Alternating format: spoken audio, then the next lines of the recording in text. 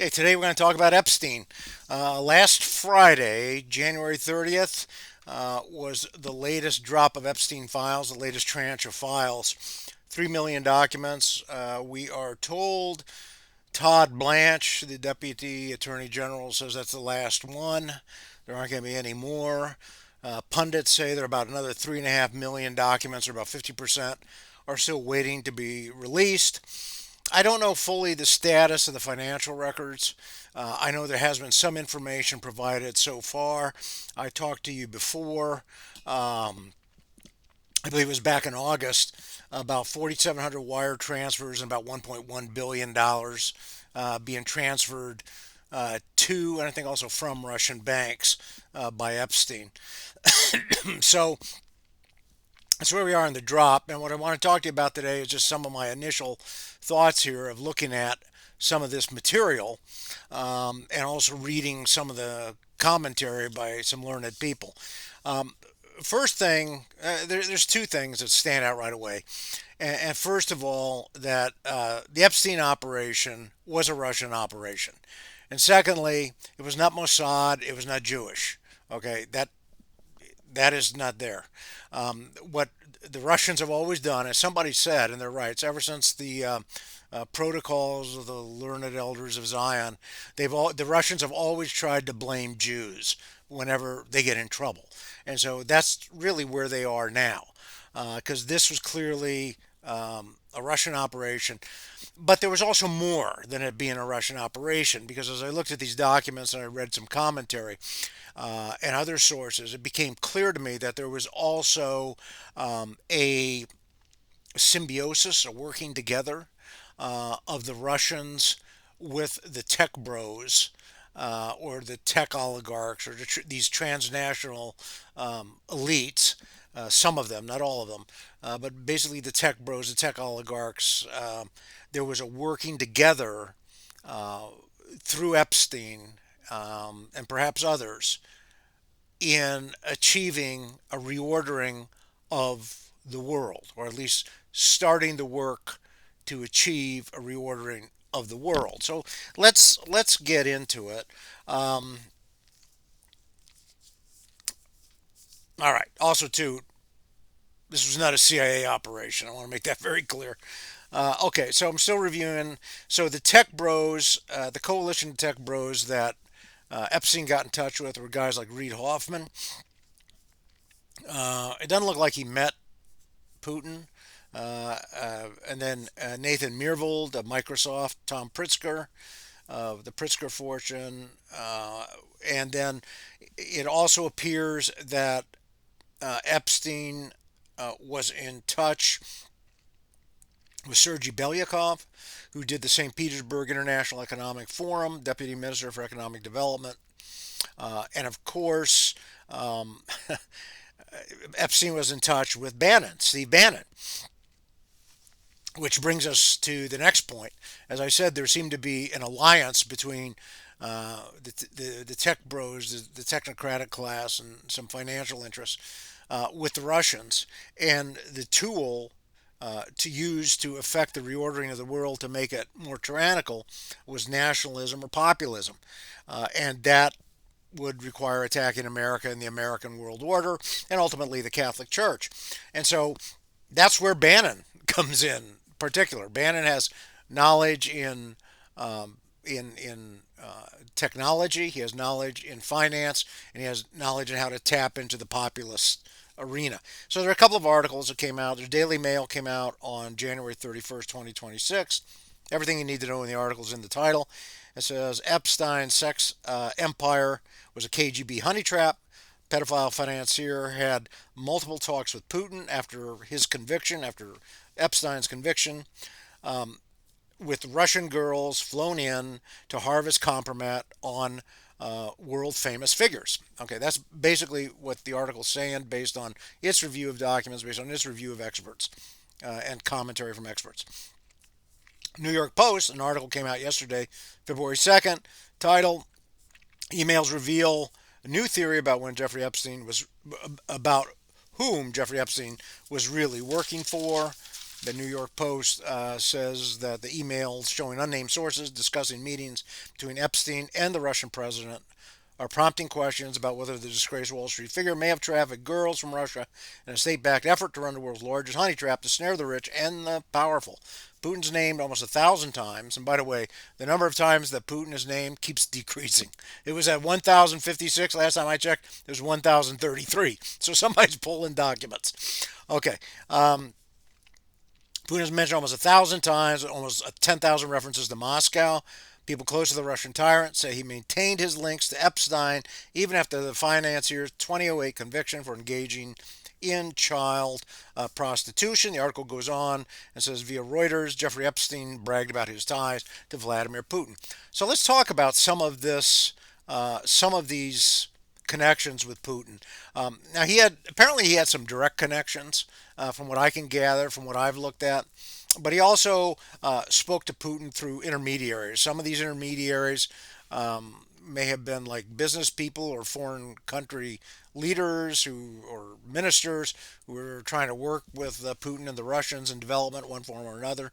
Another such person was Sergei Rod Larson, the chair of the President of the International Peace Institute. And it appears that a lot of information that Larson got, he passed on to Epstein about what was going on in the world. Another very important connection was Thorbjørn Jagland, who was the Secretary General of the Council of Europe, and who was also had frequent contacts with Putin. And so there was planning, there was scheduling, there were discussions between these people about meeting with Putin, having other people meet with Putin, and so on and so forth, from what I can see. So, so let's talk about this. It looks like the earliest I can tell, and maybe even earlier than that, the earliest I can tell is that we've got a contact between Putin and Epstein in May of 2013. There is a May of 2013 article. See if I can find it. Email, which goes from Epstein to the Jagland fellow. You know, he's the Secretary General of the Council of Europe. And this is from May 10th of 2013.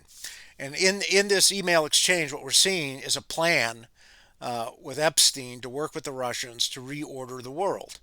And this is the germination, the seed of the plan. So Jeffrey Epstein writes on May 10th, 2013 to Thorbjørn Jagland of the Council of Europe. When Sputnik was announced, the West was caught flat-footed. The same can now happen with Russia taking the lead in finance. Instead of competing with the West for nanotech, copying Silicon Valley, looking for startups, playing catch-up to Microsoft, Apple, Google, and the like, Russia can get out in front and leapfrog the global community by reinventing the financial system of the 21st century. Since banks were invented in the 1600s in Venice, little has changed, and though technology has enabled a new speed paradigm, fundamentally it is all still the same. As you know, I helped craft the derivative markets in the States in the 70s. That was a prelude to a much more advanced disruptive securitization scheme that is now made possible by technology. Russia is unique in its capability to execute on a grand vision, a new form of money on a worldwide basis. It is much larger than any single project envisioned by any government, and at its core, not really that difficult to bring to fruition. Now, in one of my earlier programs, I believe it was from August, I mentioned the ties that Putin had, that Epstein had with Russians to penetrate Silicon Valley. Okay, so he is kind of alluding to that in here because that is ultimately what got Epstein, dealing even more with the Russians over time. So Jagland said in response, says, "Hi Jeffrey, all this is not easy for me to explain to Putin. You have to do it. My job is to get a meeting, with him. Can I say this? I know that you want to attract foreign investment to diversify Russian economy, and that you have a meeting with several investors last time you were in the U.S., but not much has come out of it. I have a friend that can help you to take the necessary measures and then present you and ask whether it is interesting for him to meet with you." Okay, then this is Epstein's reply on the 14th of May of 2013. Okay, Ying explained that he had investors to Sochi last year, and this year again it is planned for St. Petersburg on June 20th. It does not work. It is not right structure or big enough ideas. He is in a unique position to do something grand like Sputnik did for his space race. You can tell him that you and I are close, and I advise Gates. This is confidential. I would be happy to meet him, but for um, a minimum of 2 to 3 hours, nothing shorter, not shorter. That was in May of 2013. You see the plans coming together in Epstein's mind. Um, it looks like they met on. It looks like Putin and Epstein met on May 20th, and then of 2013, and then Epstein, in an email May 21, said Putin asked that I meet him in St. Petersburg at the same time as his economic conference. I told him no. Let's see what happens. So, what then happens is that there are a number of developments over the months. By the summer of 2014, Epstein is being asked how the Russians can avoid sanctions. And in an email to Turji Rod Larson, who's the president of the International Peace Institute, dated July the 21st, 2014, Epstein writes, at some point, I would love Bill Burns' views on whether I should or not. A. Simonovsky, deputy chief of the central bank responsible for BRICS, currency, and new bank of development, has asked to see me. He is the response to sanction guy for Putin. Asked if I could come last week in July. I told him I would get back to him. Any thoughts? Okay. Um,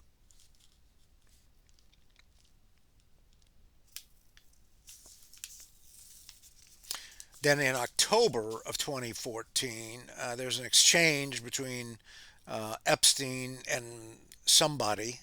I think it's someone by the name of Kathleen Rumler, who she says, I spoke to Putin. He'd be very glad if you were to visit and explain financial markets.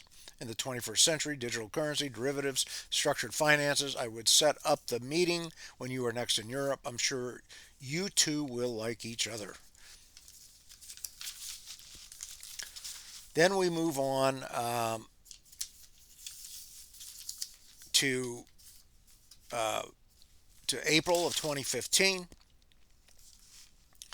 And in April 2015, an email to Ehud Barak, Jeffrey Epstein says, I spoke to Sergey afterwards. He will help. I suggest you send him a note that states that you think Putin and his advisors would benefit from spending some time with Jeffrey to discuss markets, currency, and the financial system in the new world of zero interest rates, and that I'm not political. So there's this machinations, there's this planning that's going on that where he is trying to help the Russians structure a new financial order. Now, it gets even more interesting because, like I told you, there is a connection between the tech bros and Epstein. And Epstein, on one occasion, he talks about having a dinner with with the big tech bros, with Musk, Thiel, and with Musk and with Thiel, and and and others.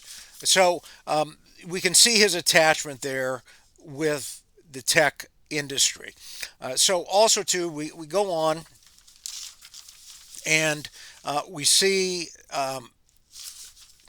in 16 and 17 and 18 more developments. In 2018, there is an exchange with Jagland in which Epstein says, I can help the Russians understand Trump.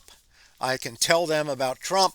And what he writes on 24th June 2018, Epstein says, I think you might suggest to Putin that Lavrov can get insight on talking to me.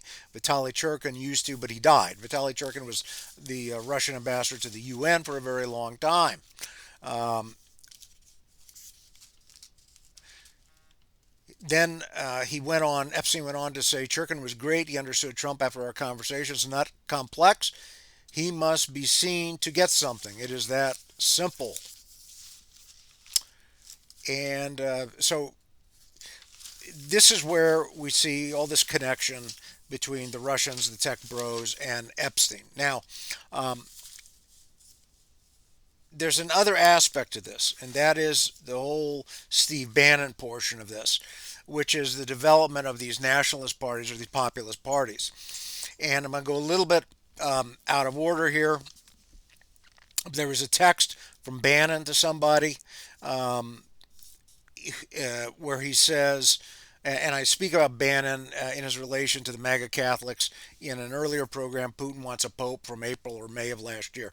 So Bannon brags in one text on June the 5th, 2019, that all the national parties he is an advisor to, that's the National Front of UK, that's Matteo Salvini's Lega Nord, the Swiss People's Land and Freedom Party, Farage, and he says next is the European Parliament from 93 to 200 seats. We're going to shut down any crypto legislation or anything else we want. So right there, we're seeing Bannon working congruently with Epstein's plan of a change in the financial system using crypto. Um,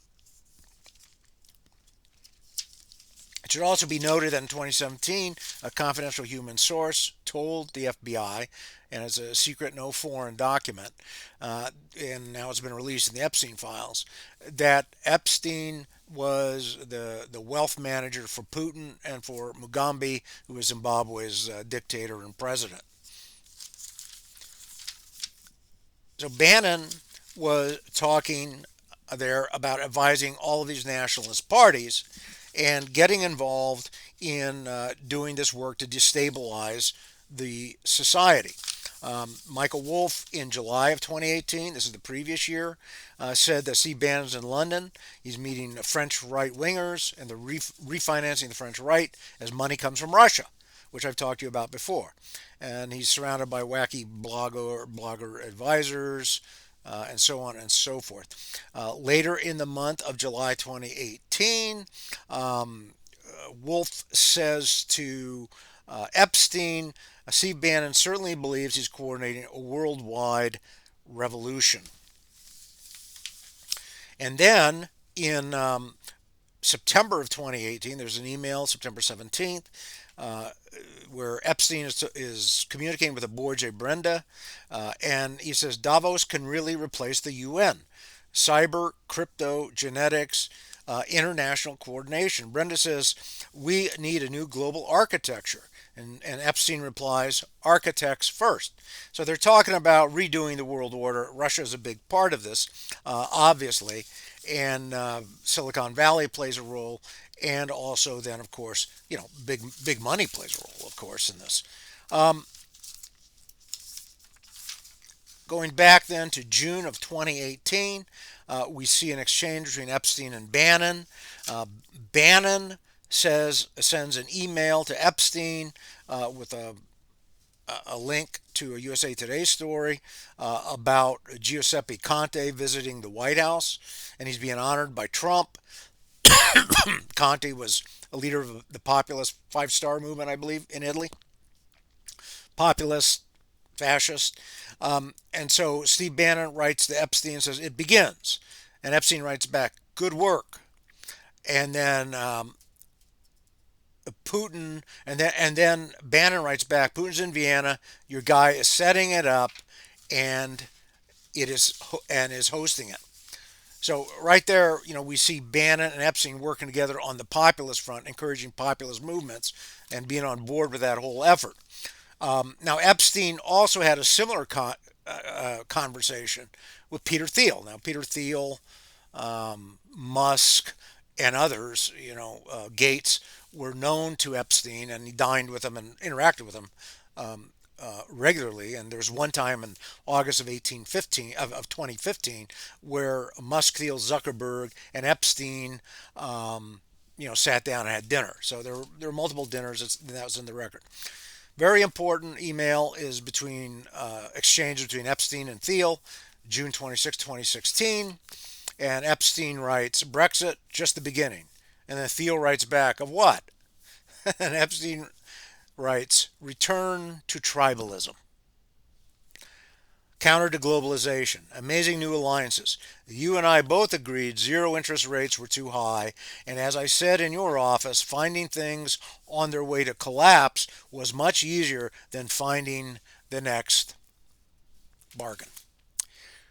So, what we're seeing is all this coming together of tech bros, money, the Russians attacking the world order using nationalism and populism to break people apart. And when you do that, then you're going to have tribes feuding, and the guys who win are the guys with the money and the power.